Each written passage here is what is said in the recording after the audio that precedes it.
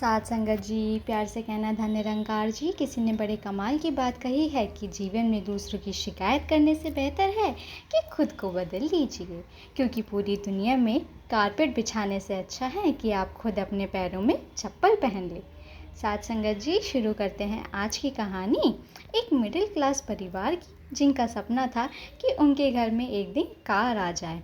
बच्चे पापा से जिद करते थे कि पापा बस कार खरीद लीजिए। पिताजी एक प्राइवेट कंपनी में नौकरी करते थे, उतना पैसा जमा नहीं कर पा रहे थे कि कार खरीद लें। उनके एक बेटा और एक बेटी थी, और पत्नी भी कहती थी कि बच्चों की जिद है तो कुछ तो ऐसा कीजिए, सेविंग्स इकट्ठी कर लीजिए, लोगों से उधार ले लीजिए कि कार आ जाए घर में। और वो कहते थे कि मैं उधार नहीं लूँगा, पैसे जमा करूँगा, फिर जाऊँगा खरीदने के लिए। बहुत मेहनत करने के बाद एक डाउन पेमेंट जितना जो है उतना पैसा इकट्ठा हुआ, और उस व्यक्ति को लगा कि मेरे परिवार की सबसे बड़ी खुशी है कार खरीद करके आएगी। तो चलते हैं कार खरीदने के लिए। पूरे परिवार को एक सरप्राइज़ दिया गया। कहा चलो आज फाइनली वो सपना पूरा करते हैं। कार के शोरूम में गए और जो कलर पसंद किया था बच्चों ने, वही कार उन्होंने खरीद ली। और कार खरीदने के बाद में जब वहाँ से निकले तो पूरा परिवार उस गाड़ी में सवार होकर, उनको वहाँ की परंपरा थी कि जो मंदिर था शहर का सबसे बड़ा, वहाँ सबसे पहले कार को ले जाया जाता और उस मंदिर में वहाँ की पूजा होती शाम के समय में। और अचानक से मौसम पलटा, तेज़ बारिश होने लगी, आंधी चलने लगी, और सड़क के किनारे जहाँ एक चौराहे पर लाल बत्ती पर खड़े हुए थे, वहाँ एक बड़ा सा पेड़ आकर के इनकी कार पर गिरा। ज़ोरदार धमाका हुआ। लोग दौड़े बचाने के लिए चारों ओर। जो परिवार के सदस्य थे सुरक्षित थे, लेकिन कार बुरी तरह क्षतिग्रस्त हो चुकी थी, टूट गई थी, तहस नहस हो गई थी। जितने लोग आसपास खड़े थे सब कहने लगे कि क्या कार खरीद ली, कितना ख़राब मुहूर्त में कार लेकर के आए हैं।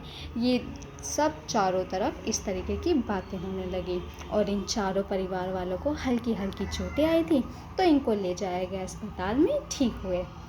अब घर के बच्चों को लग रहा था कि पापा तो कार बेच देंगे, वाइफ को भी लग रहा था कि इस मनहूस कार को तो रख के फ़ायदा ही नहीं है, क्या करेंगे। लेकिन क्योंकि कार का इंश्योरेंस था, सारी चीज़ें थी, उस व्यक्ति ने कहा कि मैं कार बेचूंगा नहीं, मैं इस कार को ठीक करवाऊंगा, कंपनी में वापस भेजूंगा, रिपेयर करवाऊंगा। दोबारा गाड़ी जब आई, उस व्यक्ति ने कहा परिवार से कि आओ सारे बैठ करके फिर से चलते हैं। घर वाले बड़े डरे डरे थे कि अब क्या होगा, फिर से उसी मनहूस कार में बैठे हुए हैं। लेकिन जैसे कि परंपरा थी, सबसे पहले उसी मंदिर में जाकर के प्रणाम किया, प्रसाद बांटा, कॉलोनी में आकर के मिठाई बांटी, और सब लोग कहने लगे भाई साहब आपने उसी गाड़ी को ठीक करवा लिया, आपने तो गाड़ी बेच देनी चाहिए थी। और इतना बड़ा हादसा हो गया। उस व्यक्ति ने जो कहा, इस कहानी की सीख वही है, भाई साहब उस कार को कैसे बेच देता जिसने पूरे परिवार की रक्षा की।